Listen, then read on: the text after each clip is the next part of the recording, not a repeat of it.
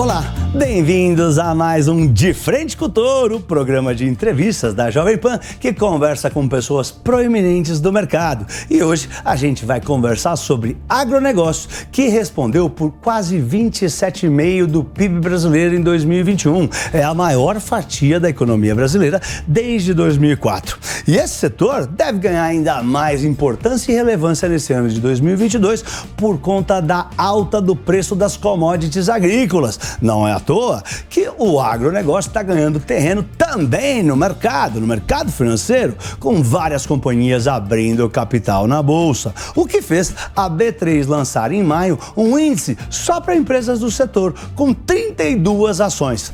Para tratar dessa revolução do agronegócio no mercado financeiro brasileiro, eu recebo hoje Luciano Brockman, sócio da 051 Capital e gestor do Fiagro Imobiliário 051. Bem-vindo, Luciano. Obrigado, Pablo. Pô, muito obrigado. Agradeço o convite, a oportunidade de falar dessa indústria, desse setor tão importante para a economia brasileira. Que isso, a honra é receber você aqui nos estúdios da Jovem Pan. Imagina, muito obrigado, viu? Como que vocês da 051 avaliam, já entrar direto, né, o potencial do crescimento do agronegócio no Brasil? Porque vocês investem em terras de agro, né, terras, como que se diz? Agricultáveis, isso aí, não é isso? Sim. Na verdade, a gente investe pela gestora em uma série de classes de ativos e a gente sempre sentiu muita falta e necessidade de veículos para investir num setor que, ao nosso ver, talvez o setor mais pujante e dos mais importantes da economia brasileira e que, de certa maneira, talvez seja um dos maiores diferenciais competitivos que a gente tem com o país, né? Uma áreas grandes, um clima bom, uma infraestrutura boa, terra boa também, né? Exatamente. Terra boa. E muitos poucos veículos financeiros para poder investir nessa classe de ativo, nesse setor. Pouca gente que entende também no setor, né? O setor é um setor que o Brasil é referência mundial no setor agrícola. Eu digo no mercado financeiro. No mercado financeiro, né? Sim, tem muitas poucas empresas, as que têm a grande maioria capital aberto, e poucos veículos para investir, né? Nesse setor agrícola, agropecuário. E foi por essa necessidade mal atendida, de certa maneira, que a gente acha mal atendido, que surgiu a ideia de a gente desenvolver um produto específico de terras, patrimonialista mesmo, né? Ou seja, de possuir a terra num veículo que a gente acha que, do ponto de vista tributário, de governança... terras agricultáveis, sim, né? O mandato que a gente fez, no fundo, é um mandato bem específico. São terras já abertas, por uma questão até de ESG, de não abrir novas áreas, em fronteiras agrícolas e com um tamanho mínimo que a gente acha que faz sentido do ponto de vista de escala para serem operadas por algum agricultor. Essa última terra que você comprou, você me falou que foram 9 mil acres? 9 mil hectares. Isso, de área total. Então, são 9 mil ao total, tem reserva legal, tem parte de APP, de área aberta, são 4.600 hectares. Nossa Senhora, é muita coisa. Operado por uma empresa e a gente não até teria a possibilidade eventualmente de abrir alguma área mais nessa própria fazenda, mas até por uma questão de ESG a gente vai manter o que tem de área aberta e não vai tentar abrir novas áreas nessa fazenda. Por uma questão ambiental. A gente viu aí, até queria botar um gráfico para você de hoje, né? Hoje essa entrevista é gravada, tá, gente? Hoje é dia 7 de junho e hoje, né, o gráfico de commodities à vista da Bloomberg bateu máxima histórica. Touro de ouro, é recorde, tá? Obviamente, né, a gente já estava tendo um problema dos fertilizantes, da cadeia de produção, que está com diversos problemas por causa do Covid-19. Aí veio a guerra da Ucrânia, que piorou a situação, né? Você teve a alta do preço do gás natural, que pressionou o preço dos fertilizantes. E aí agora estamos aí, as commodities estão na máxima histórica. O que você acha que a guerra da Ucrânia pode afetar o mercado do agronegócio no Brasil? Então, eu acho que tem algumas variáveis que a gente tem que a gente avalia, né? Uma mais de curto prazo na questão de logística, de fertilizantes e de uma série de itens necessários para a produção. Que eu acho que isso é uma coisa pontual e que, passando a guerra e passando essa questão toda de logística, que até o Covid teve uma importância nisso, vai melhorar. Então, a gente em nenhum momento trabalha com preço de commodities nesse all-time high que está agora. O que a nossa, vamos dizer assim, nosso baseline cenário para isso é uma soja em torno de 140, 150 reais a saca. Hoje está 180, 190, dependendo da região que entrega.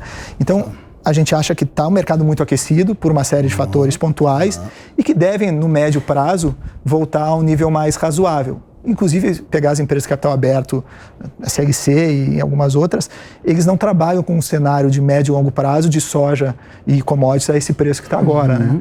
Então, bushel acaba sendo a 10 a 11 dólares e dependendo do dólar, a gente trabalha com 140, 150.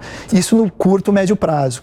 Mas então, para os próximos anos, você vê um arrefecimento do preço das commodities agrícolas? Provavelmente sim, mas num cenário mais de longo prazo, dado a escassez de área, né, a dificuldade de abrir área no mundo, de certa maneira, e a melhoria de padrão de alimentação da população, principalmente Índia e China, a gente vê cada vez mais uma necessidade de proteína e de soja e que deve dar um ganho em termos reais no commodity, mas usando como base não esses 180, 190 que estão agora. O Brasil virou protagonista mundial agora, sim.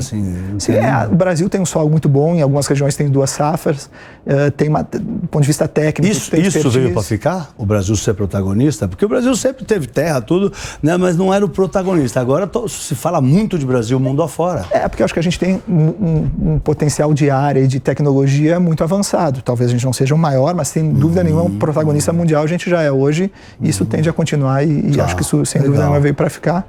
O que, de novo, eu acho que talvez seja o maior diferencial competitivo que a gente tem do ponto de vista de indústria, né? O setor primário. E que eu não vejo isso muito bem explorado ainda no mercado de capitais. E quais são os entraves do agronegócio brasileiro, no seu ponto de vista? Eu acho que a questão de infraestrutura é um entrave importante. De logística, né? De logística. Caminhões, E uma questão... Não tem trem, né? Não tem modal, enfim, não é uma logística muito amigável, apesar que tem melhorado muito ao longo dos anos.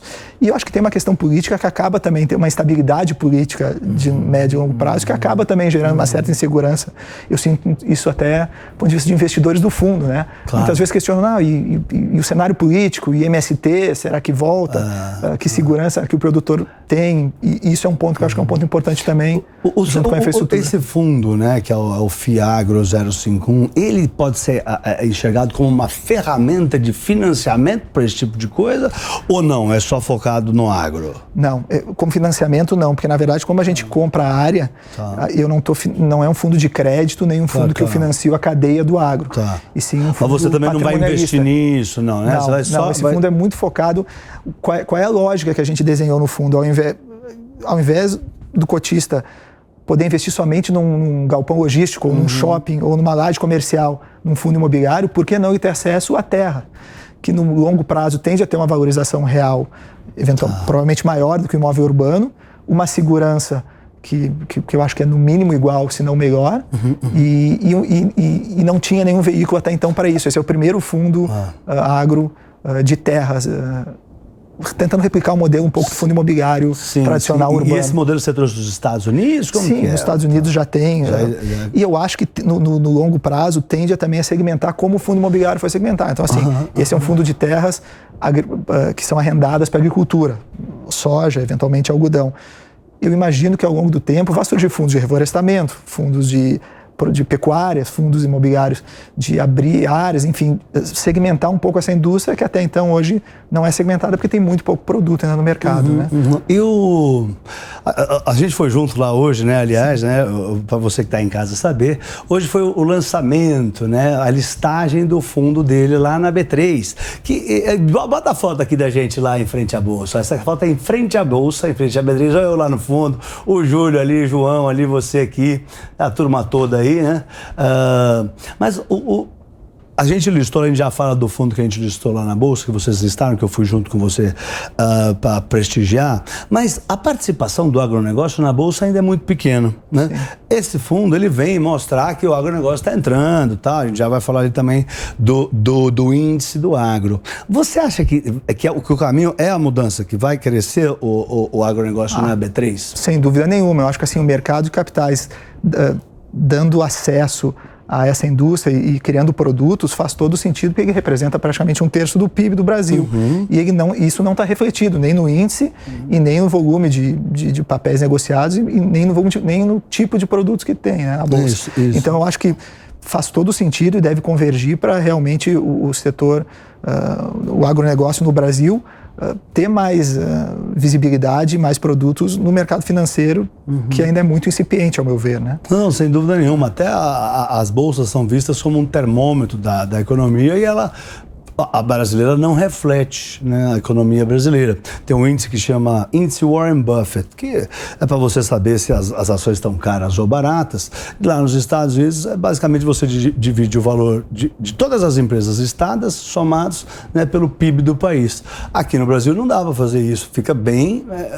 você tem que expurgar um monte de coisa, porque o PIB brasileiro não é representado pela Bolsa. Eu acho que esse é o caminho, né?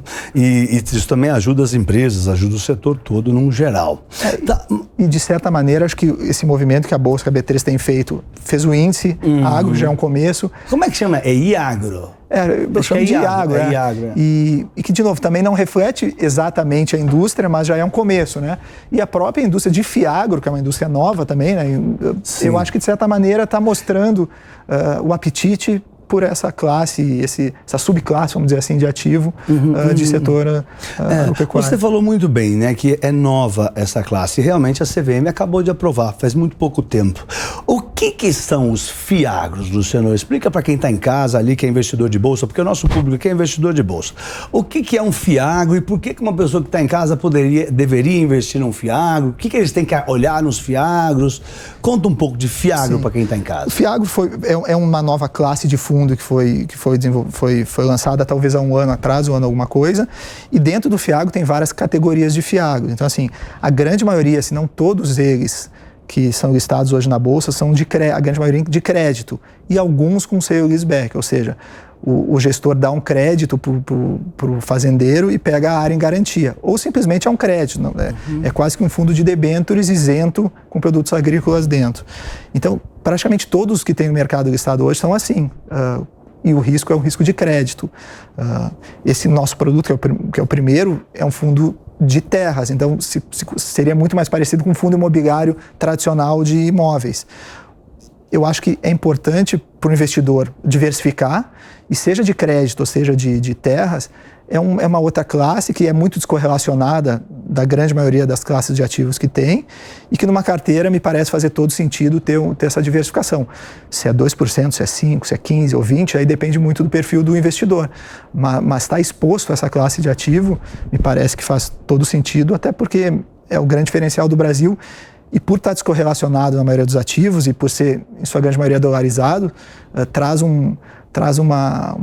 diminui um pouco a volatilidade da carteira e tende a melhorar bastante o rendimento e a segurança da carteira dos investidores. E qual que é a diferença para um CRA, por exemplo? Se o FIAGRO é de crédito, ele nada mais é, na sua grande maioria, do que um fundo de CRAs. Alguns deles, inclusive, são vários produtos isentos dentro de um veículo listado. E por ser um fundo fechado, tem uma grande diferença que o preço dele é pelo BID, pelo compra e venda. Então, eventualmente, ele pode estar com um desconto sobre o valor do CRA ou com um ágio em cima do valor do CRA. Então, como os fundos são fechados, acaba o preço não refletindo necessariamente o valor até o vencimento, e sim o compra e venda. Então, muitas vezes cria oportunidade interessante de compra para os investidores em momentos mais estresse. E nós somos aí ao seu convite, ao do Júlio, né? Tava até o pai dele lá, o João. Nós fomos lá lançar o FIAGRO da 051. Bota a foto da gente lá na Bolsa aí, ó. Essa é uma listagem, quando a gente lista um fundo na Bolsa, é equivalente a um IPO. E essa é a imagem aí da equipe toda aí, né, da 051, tá? E também eu aí da XP, o Júlio, meu amigo aí da XP também, tá ali no canto ali, tá? E como que funciona o FIAGRO imobiliário da 051? Esse que foi listado na Bolsa, vocês compraram 9 mil acres lá no Maranhão. Vocês vão plantar hectares. Vocês vão plantar o quê? Como que funciona esse fundo aí? O que é isso aí? Esse fundo a gente comprou uma fazenda, é uma área só, uma fazenda de 9 mil hectares, que 4 mil e poucos hectares estão abertos para agricultura e tem um arrendatário em cima da fazenda. Esse arrendatário, todo ano, nos repassa uma renda do arrendamento. O que ele vai plantar lá? Soja. Essa fazenda e tem uma safrinha de milho em uma parte dela. Mas o fundo tem 2 objetivos. A renda do arrendamento, que são sacas de soja. Então, todo ano, a gente distribui uma vez por ano X sacas de soja por hectare. Vocês recebem em soja ou em reais? A gente recebe em reais o equivalente a sacas de soja. A gente recebe uma vez por ano, no final de abril, e a gente vai travando o preço. Então, se a soja subir, você ganha mais dinheiro. Sim. Só que a política do fundo, a gente vai travando o preço 1/12 do que a gente tem a receber em abril, para justamente fazer um preço médio e não especular. Não especular e não ter essa discricionalidade para o gestor, para ser um produto até de certa maneira mais conservadora.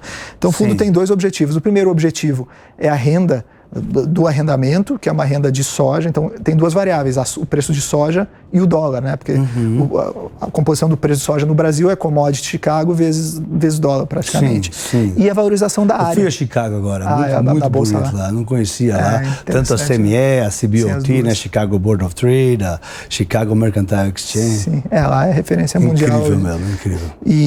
Então, um objetivo é a renda, e é uma renda que a gente, ao preço que a gente botou de R$150, o baseline, dá um yield que para setor primário é interessante, 5 e alguma coisa de yield.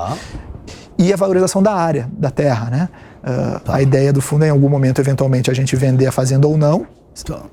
Mas ela tende a ter uma valorização real. Então, os potenciais de valorização do fundo é a rentabilidade gerada, né, pelo usufruto da terra e a valorização da própria terra. Isso. Esses são os 2 vetores principais. E é importante salientar que do arrendamento, que a gente não tem nenhum risco operacional, porque como a área está arrendada, a gente tem um número X de sacas que a gente recebe, faça chuva ou faça sol, e então o fundo não tem nenhum risco operacional e nenhuma... E isenção de imposto? Porque os imobiliários têm. Tem também. Tem isenção de imposto também. Tem a regra de isenção. Porque hoje, por exemplo, o fundo imobiliário às vezes é até melhor do que você comprar um apartamento. Na hora que você vende a cota, vende o apartamento, tem que pagar tudo aqui, caminhão de imposto. E toda a questão operacional de gestão, né? Ou seja, você compra uma fazenda, você tem que gerir a fazenda, tem que achar um arrendatário. Questão legal, questão ambiental. O fundo foi estruturado pela VBSO, que é uma referência na parte legal, administração da XP, e a gestão é feita pela gente. Então, assim, o investidor consegue estar alocado no setor, na indústria, sem ter E você está falando com o investidor, o grande, o milionário, ou qualquer um pode investir, o pequeno também? Então, esse fundo a gente fez uma oferta 476, que é uma oferta restrita, e os investidores são investidores qualificados, profissionais. Esse primeiro é qualificado. Isso. E você pretende depois lançar 404? Sim, é 404 ainda? 400. Tô velho. Antes era outro. A 400, tá? O nosso planejamento é até o final do ano fazer ou um follow-on ou um novo fundo, daí para o investidor o investidor qualificado, né, investidor mais de varejo, para poder dar acesso e democratizar um pouco o acesso a essa classe e esse tipo de investimento. Então, esse fundo agora ele tem 50 investidores apenas. Isso. Ele vai ser listado. Eu imagino que não vai ter uma liquidez muito grande, porque são poucos investidores, mas eventualmente algum tipo de liquidez possa ter. Mas a nossa ideia é fazer um produto até o final do ano. Vocês são especializados em fundos A gestora, na verdade, é um family office, e a gente tem um braço de setor agro que está começando com esse produto, e até porque o agronegócio está com tudo no Brasil. Está com tudo. Aqui na própria Jovem Pan, um monte de gente fazendo comercial, propaganda, inclusive, né? Eu acho que tem um risco de sazonalidade. Assim, é um ativo, é uma classe de ativo que tende a eventualmente alguma janela sofrer um pouco, que eu acho que é do jogo, e enfim, acontece mas no longo prazo eu não vejo muita chance de ser um ativo que vai desvalorizar muito, porque, de novo, tem uma restrição de abrir novas áreas e um aumento de população e de hábito alimentar que tende a aumentar cada vez mais o consumo de grãos, né? Vocês estão desbravando esse mercado, né? Basicamente é isso. Vocês estão encabeçando aí essa nova fase dos fiagros, né? Que é novo. E o que você acha, né? Que tipos de investimento que devem entrar no radar aí na mira dos fiagros? Assim, eu sei que vocês investiram em terras lá para plantio de soja com a entre-safra, né, safrinha do milho. Mas você enxerga outros potenciais de investimentos para outros fiagros? Sim, eu acho que cada vez mais vai ter uma segmentação dentro de fiagros e dentro dessa indústria. Então, reflorestamento também é uma classe de ativo muito interessante para quem pensa em longo prazo e renda, até para fundos de pensão e para meta atuarial. faz todo sentido. Hoje em dia, o investidor institucional tem acesso a algum produto, ou algum tipo de produto disso, mas o público em geral não. Então, reflorestamento, acho que é um setor que deve certamente ter algum tipo de produto. A própria pecuária também, e outras subclasses, vamos dizer assim, desse setor. Milho, eventualmente trigo, abrir novas áreas, como no setor imobiliário tem fundos imobiliários de investimento imobiliário. De galpão, terra, logística, laje, por aí vai. Então, certamente, essa subclasse de ativo também vai se desenvolver nesse sentido. E como é que vocês entraram nesse negócio do agronegócio? Então, é interessante. Você é uma pessoa especializada em agro ou não? Não, minha família, a gente, enfim, desde a época do meu avô... O Júlio é. O Júlio é meio fazendeiro, alguma coisa assim. É interessante até, porque assim, minha família tem investimento nessa área que vem desde a época do meu avô. E numa conversa com um cliente nosso da gestora... Como chamava o seu avô? Pedro. E numa conversa com um cliente nosso da gestora, ele veio me questionar: Luciano, eu tô um pouco inseguro de investir tanto em imóvel urbano e quando eu penso no meu filho daqui 20, 30 anos, eu não sei se esses imóveis que eu estou investindo vão valer alguma coisa e uma segurança que eu vou ter nesse sentido. Você vê o investimento no centro da cidade, hoje o centro da cidade não vale tanto quanto a Faria Lima, sei lá. E foi bom. E daí eu linkei um pouco com o assunto patrimonial, que eu me sinto muito seguro de ter terra, né? Pensando no longo prazo. E eu falei, bom, quem sabe a gente não começa a tentar desenvolver alguma coisa de terra que não tem. E foi nessa conversa que começou o produto. A ideia inicial era fazer alguma coisa interna, só para os clientes da gestora. Mas quando eu vi que tinha um potencial grande e surgiu uma oportunidade de comprar uma fazenda interessante, um pouco maior do que eu tinha a ideia inicial, eu resolvi fazer assim, essa 476, chamar alguns investidores de fora para desenvolver esse produto. Foi aí que começou o produto, né? Pô, que legal. E à medida que a gente vai entrando e vai conversando e vai se inteirando mais, a gente vai ficando mais animado a tentar ir mais para frente, desenvolver mais. Você está sentindo o mercado do agronegócio borbulhando fora de São Paulo? Você fica onde? Você está vendo? No Rio de Janeiro? Eu fico no Rio, eu sou gaúcho. Mas faz já 1 ano e meio que a gente tem andado muito. Fica viajando o Brasil. Vendo fazenda e falando com investidor, falando com potenciais vendedores de área e com pessoas que se relacionam na indústria, né? E é assim, principalmente nesse último ano, tá muito pujante, né? Pelo preço do commodity é uma boa referência disso, né? E algumas regiões estão sofrendo um pouco mais, região sul com seca que teve, sofre um pouco mais, mas assim, centro-oeste e o resto do Brasil é impressionante como essa indústria está pujante e com perspectiva boas e até interessante, né? Porque a gente eu ao menos estou mais acostumado a ficar Rio, São Paulo, Porto Alegre, e quando começa a andar um pouco mais para dentro, no interior, é um outro Brasil, né? Um Brasil que, assim, até dá orgulho de ver como esse setor primário no Brasil é desenvolvido e vai para frente com perspectiva boa, e enfim, é um negócio bem interessante e vale a pena dar uma volta aí para conhecer um Brasil que a maioria das pessoas, ao menos que estão aqui em Rio, São Paulo e em grandes capitais, muitas vezes nem sabe que existe. Nem sabe que existe, não é que não conhece, nem sabe que existe. Porque realmente o Brasilzão ele é bem forte. Vai para Palmas, vai para Campo Grande, vai para Dourados, vai para algumas cidades, assim, Rondonópolis, algumas cidades que é impressionante, assim, parece estar em outro país quase, né? E é interessante isso que vocês fizeram, né, de listar depois que a CVM aprovou, claro, agora vocês estão listando o primeiro Fiagro da B3 e você puxa mais gente, até não de fundos, mas do agronegócio, né? A B3 fica falada, as pessoas começam a conhecer e ficam com interesse de ir lá e abrir, né? Trazer a discussão e trazer uma classe que até então não é nem que estava embaixo do radar, não existia praticamente, né? Porque não tinha produto. Você já teve alguma ideia de alguma outra coisa agro? Já tem alguma coisa na visão de vocês ou agora vai focar nisso?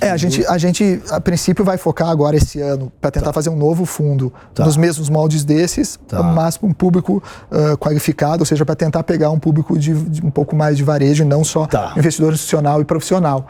Justamente dando certo esse, vocês lançam um para o público de varejo, é isso? Na verdade, sim, esse dado que já deu certo, a gente está já começando a trabalhar. Amadurecendo isso, talvez. Isso, a gente já tem algumas áreas que a gente está vendo, estudando e começando a estruturar para tentar lançar ainda esse ano.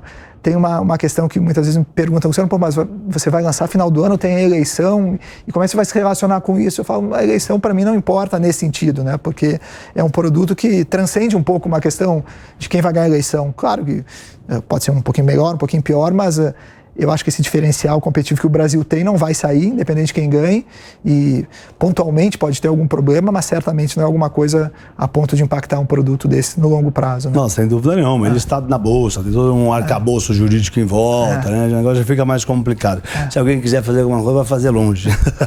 E deixa eu te falar, você falou do seu avô e tal, mas conta um pouco de você, do Luciano. Quando é que você se engajou na agricultura, no agronegócio? Quando é que você se interessou? Quando é que você percebeu, pô, eu entendo disso aqui mesmo? Sim. Porque, sei lá, meu pai era jornalista, se bem que hoje eu até estou fazendo um trabalho jornalístico, né? Mas antes eu era economista, então talvez o meu exemplo foi ruim. Mas tem gente que, sei lá, o pai faz uma coisa e a pessoa faz outra. Né? Sei lá, meu pai é jornalista, meu irmão é advogado. Quando é que você falou assim, cara, eu quero trabalhar com agronegócio, eu entendo disso e é disso aqui que eu vou fazer a minha vida? Então, minha família, enfim, tem uma experiência e gosta muito do setor agro e eu sempre acabei indo para o lado financeiro. Mas, por mais que eu não trabalhe na fazenda, sempre foi, do ponto de vista patrimonial, eu sempre gostei muito de estar alocado nessa classe de ativo. E nunca vi produto. Então, eu sempre tentei achar alguma coisa que pudesse juntar a questão de produto financeiro com o setor primário, o setor agro, que, de novo, eu acho que é uma alavanca do Brasil, tem uma segurança patrimonial muito grande e que eu não consegui achar produto. Então, eu tentei juntar essas duas paixões, vamos dizer assim, a paixão do setor primário com o mercado financeiro e desenvolver um produto que eu conseguisse aliar isso aí. E uma pergunta, agora uma dúvida minha. Por exemplo, nós fomos lá, listamos o fundo lá na B3. Aliás, cadê a foto da diretora da B3, a Fabi Perobelli, né? Que estava lá, olha lá, a Fabi é uma grande amiga minha, uma diretora importante que estava presente também no lançamento do Fiagro 051, hoje lá na B3 conosco, né? E então, por exemplo, a minha dúvida é a seguinte, você lançou isso, foi uma 476, que para o público entender, são investidores qualificados, R$1 milhão, acho que é isso. Investidores profissionais, né? Desculpe. Isso. Investidores profissionais, montantes maiores e tal. Mas agora ele está listado na bolsa, então se esse cara quiser vender uma cotinha lá, ele pode? Ele fica alocado por um período e a partir daqui 4 meses ele fica aberto à negociação. Então, por esse período não e depois sim. Mas depois sim? Sim. Então, de uma certa maneira, você está trazendo para o varejo esse fundo. O investidor tem que ser um investidor mais qualificado um pouco do que um investidor de varejo para esse produto. Mas daqui a 4 meses sim, também? Também. Então vai ter umas travas ali. Tem algumas travas, sim. Tá. Ele vai ter que mostrar que é qualificado, não sei. Tá bom. Passivo um pouco mais diferenciado. Por isso até que a gente tem a ideia de fazer um produto para o investidor qualificado, que daí praticamente é a grande maioria dos investidores do mercado, justamente para dar acesso a um público mais amplo a esse fundo, a essa classe de ativos, subclasse. Muito legal, muito legal. Eu muitas vezes conversei com o Gilson Filkenstein, e ele, que é o CEO da B3, né? E ele tem muito interesse, né, em esquentar o setor do agronegócio lá na Bolsa. Eu também ajudo, como eu posso, né? Tem aqui o Minuto do Agro, então eu estou sempre tentando propulsionar aí, trazer o agronegócio, né? Eu chamo de os irmãos do campo, nossos primos do campo, sempre vangloriando que carregaram o Brasil nas costas durante a pandemia e estão carregando o mundo nas costas logo depois da pandemia. Luciano, nós estamos chegando no fim da nossa conversa aqui e a gente vai para uma parte que chama Bate-Touro, que é para o público de casa conhecer um pouco mais sobre o Luciano, né? Não sobre a empresa, nem sobre o fundo do agronegócio. Eu falo uma palavra e você fala o que vier na sua cabeça. Tá pronto? Vamos lá. Então vamos lá. Luciano, um ídolo. Um ídolo talvez o meu pai, que é uma referência que eu tenho profissional e que, enfim... Como ele se chama? Se chama Nelson. Nelson. E, enfim, que eu tem valores éticos, morais e trabalhei muito tempo com ele e, de certa maneira, é um ídolo que eu tenho. Legal. Uma viagem. Eu adoro futebol, né? Então eu tento todo ano ir na Champions, que é um jogo que eu consigo olhar futebol, que eu adoro, com uma viagem interessante. Copa do Mundo já foi também? Já também. Que delícia. A minha meta é isso, é tentar ir Champions e Copa. Eu tenho conseguido, por enquanto, ao menos. Muito bem. Temos Copa esse ano, hein? Temos Copa esse ano. Um sonho. Um sonho é que o Brasil se torne um país menos desigual, com mais possibilidade, enfim, para todo mundo, um acesso e possibilidade a todo mundo, e que meus filhos, né, os filhos de todos nós, tenham um caminho melhor a trilhar aqui dentro, né? Que eu acho que cabe a todos nós fazer isso, de certa maneira. Né? Luciano, muito obrigado pela conversa. Eu que agradeço, foi muito demais. obrigado, foi um prazer estar aqui com você. Foi uma honra receber você aqui. Igualmente. E você de casa, espero que tenha gostado. Um bate-papo de primeira aqui com o Luciano, nos ensinando sobre Fiagro, falando sobre o setor do agronegócio crescendo na Bolsa. É isso aí, nos vemos no De Frente com o Touro que vem. Vai, Tourinho! Vai, Tourinho! Valeu!